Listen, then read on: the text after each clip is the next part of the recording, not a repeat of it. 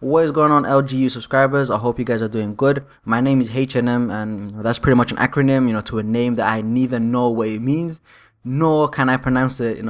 Literally I can't pronounce it. So along with a quick introduction, hopefully I want to, pose a question to you guys in this video. And the question is, how bad is Call of Duty? Honestly. Judging by the title, you guys can already tell that I will be looking at Call of Duty from many different angles. And before we move on in this, video, in this commentary, I'm going to kind of post a little disclaimer. This is all my opinion. Doesn't mean I'm right, doesn't mean I'm wrong. This is just what I think about the game, personally. Hopefully in this video, we will determine how bad Call of Duty really is. When it comes to Call of Duty, the general consensus nowadays is that it's a bad game for countless reasons. But the main ones you hear from commentators nowadays is the connection and the players. So first off, you cannot control the players in any game you play. Me, generally, I play sports games, among other things, I do play, mostly sports games.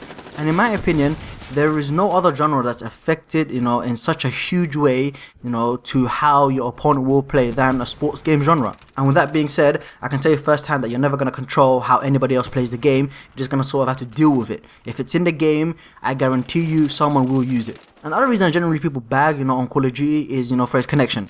And when it comes to connection, unless the developer themselves incorporate, dedicated servers or something to that effect, you will never have any control over the game's connections. So already, I'm not, 100%, behind those two reasons. And the third notion is that Call of Duty has a lack of innovation. And I agree with that statement to a certain degree. But also, on the other hand, look at the game you're playing. You're playing a war simulator. How much more could they have added from Call of Duty 4? In all honesty, they could have added a mode here and a mode there, but it generally would have been the same thing. You've got a gun and you shoot. Like, what else could they have added to this game to make it more innovative without actually adding some ridiculous feature that pretty much just takes it out of the whole modern warfare setting? Call of Duty has generally been the same game since Call of Duty 4. Same thing with FIFA, same thing with NBA. Granted, they've improved the graphics, granted they've added a mode here and there, but generally the game's core has been the same.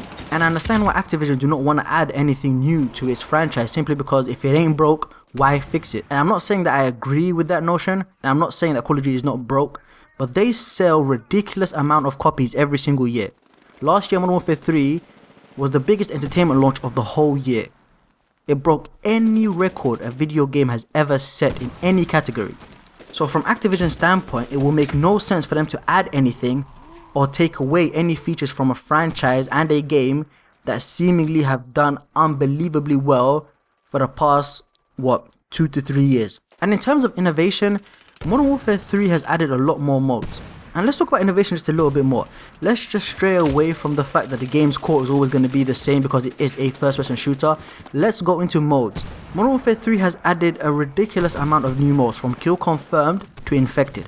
Its predecessor, Modern Warfare 2, added new kill streaks and the Spec Ops mode. World at War added zombies. Black Ops added the theater mode. So in terms of innovation, you can't really bag on the Call of Duty franchise for innovation, because with what the developers have got to work with, they've done a lot. And for that, Call of Duty is a great game. Let's put it this way. Let's just say Call of Duty did not exist. Let's just say that Medal of Honor and Halo were the two biggest selling FPS franchises out there. And let's say the new Call of Duty, Black Ops 2, let's say if that was, to be released as a original IP. All the features will still have been the same as Black Ops 2, but the title would just be different and it would have been a new IP. Do you know how crazy people would go for that game? Do you know how many stellar reviews that game would get from gamers? I'm not talking about reviews, I'm talking about just like actual gamers of, the game itself. Do you know how many people would actually be, for lack of a better term, dick riding that game for, I want to say, up to 3 years? There's a reason why Call of Duty 4 is considered the best Call of Duty of all time. Because real gamers, and I use the term real gamers because to me reviewers aren't real gamers, but gamers generally, review games or judge games by feeling and not, the aesthetics of the game itself. There was a line that my friend said a few years ago that I will never forget, and it's true. Nothing will ever beat, your first Call of Duty, and that's true. Nothing will ever beat your first Call of Duty, because the feeling that you get, once you actually start to do well in your first Call of Duty, nothing will ever top that. My first Call of Duty was Black Ops, not in the sense of playing it, but more in the sense of me purchasing it myself. When it comes to playing, I've played World at War, I played Modern Warfare 2, and then I went back to play Call of Duty 4 after I started to get more familiar with the Call of Duty franchise.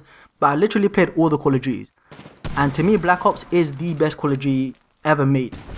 Simply because the first time I actually started to do well in that game, nothing will ever beat that feeling. So if you want to judge Call of Duty in terms of graphics, in terms of gameplay, in terms of innovation, you can't really call it a bad game. When it comes to connection, every game has lag. When it comes to players, every game has, for lack of a better term, again, douchebags. But can we also really call them douchebags? Because to be fair, they're just playing the game. If it's in the game, I guarantee you a lot of people, or some people will use it. But there's one thing that I can bag on Call of Duty for, and that's popularity. Us as humans, generally when we see things too much, or when we're exposed to something a tad bit too much, we generally get bored of it very quickly. Generally, people who play the game are the ones who, are going to look up the game or research the game or try and find videos of the game itself. Because if you're not interested in the game, then you're not going to actually search up videos on it, of it, I suppose, on YouTube. And generally, if you do have interest in the game, you're going to buy it. So then, I don't know, let's do some math here. Let's say maybe you play your Xbox about 2 hours a day. Let's say Call of Duty is predominantly the game you play. So that's 2 hours a day of, playing Call of Duty. And let's say you spend another 2 hours on YouTube, just watching videos, maybe, talking to your friends, hell, maybe even making videos. And let's say maybe that's another, 2 hours, I would say, looking at Call of Duty. That's 4 hours looking at a single game. So you're telling me that if you do that every single day for, I want to say, 6 months, or hell, even, if Call of Duty gets lucky, or if Black Ops 2 gets lucky, I suppose, 9 months. You're telling me you won't get bored of literally looking at the same thing for 4 hours, or, 4 hours is like, it's just a number, it might be more, it might be less, but you're telling me you're not going to get bored of looking at the same thing every single day for, a wide range of time. I highly doubt that. So in my eyes, I enjoy Call of Duty. When I actually do get to play it, I do enjoy it. Am I gonna buy Black Ops 2? No, but the reason is that will actually give me the freedom to watch as many YouTube videos I wanna watch without a feeling that Black Ops is in my face 24/7. And that's cool. It's gonna give me the opportunity to watch, LGU and other community channels and just, other normal channels, and look out for, a commentator whose content, I might end up enjoying. And when it comes to me and my channel, I play pretty much every genre.